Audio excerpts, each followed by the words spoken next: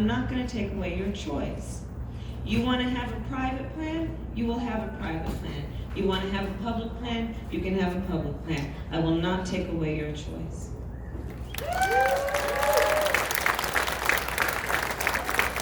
So there are many other things to talk about around the commonalities.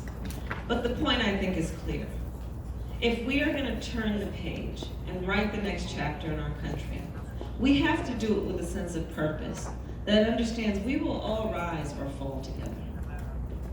And we need leadership in this country that acknowledges and sees people for who they really are and the things that wake them up at night, including common dreams and hopes for our future and the future of our families. And so my last point, just to share with you guys, second to last point, is this. I also want to deal with what I consider to be, in this campaign, the elephant in the room, and really more accurately, it's the donkey in the room. And it's this conversation that's been coming up around so-called electability. And let me just tell you, first of all, this is not a new conversation for me. Every time I have run, I have heard this conversation. When I ran for district attorney in San Francisco, when I ran for attorney general in California, and people would say, oh, they're not ready for you. Nobody like you has ever done this before. Maybe it's not your time. Maybe it's not your turn. I think you'd be great, but I don't think America's ready for that. I've heard this conversation every election I have, here's the operative word, won.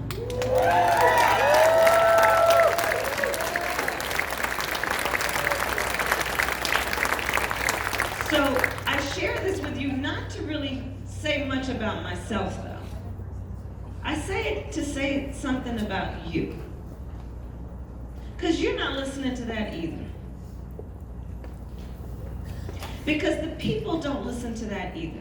Because see, the thing is, I have faith. And I believe in the ability of people to see what can be, unburdened by what has been. I have faith in the ability of people to know what our strength is, our agency is. That when we put our minds to it, when we are prepared to fight for it, we can achieve it. And so in this election, I have faith. And I believe in what can be. And that's the task before us. The task before us is to fight for the America we believe in and have faith can be. An America where everyone has access to affordable health care. An America where our babies do not have to be afraid to go to school. An America where we are taking seriously the science instead of pushing science fiction, knowing we can make a difference. An America where working only one job is enough to pay the bills, put food on the table, and have a roof over your head. I believe in that America, and I know it is achievable. I know it is achievable. And so that's the task before us, and it will not be easy. It will not be easy, and I am fully aware of what we are asking people to believe. It will not be easy, but I know it can be done. So my last point is this. In our march toward 2020, let us remember that one of the greatest strengths about who we are as a nation is that by our very nature, we are aspirational. We are a nation that was founded on noble ideals.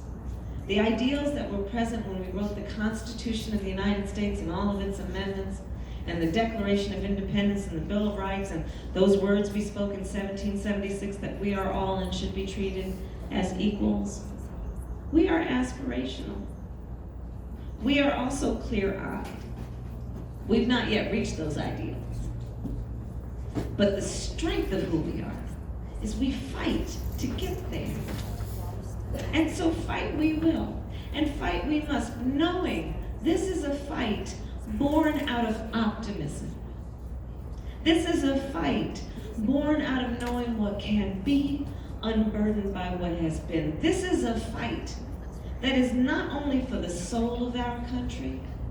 This is a fight born out of love of country. And this is a fight we will win. Thank you all.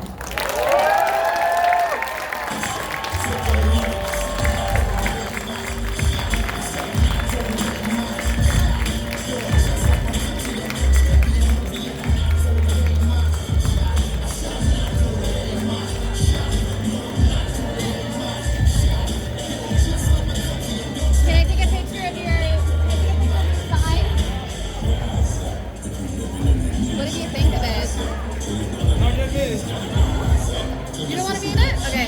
Here, cover your face. Twitter. Cover your. Oh, okay. You want to be in it. What are your thoughts on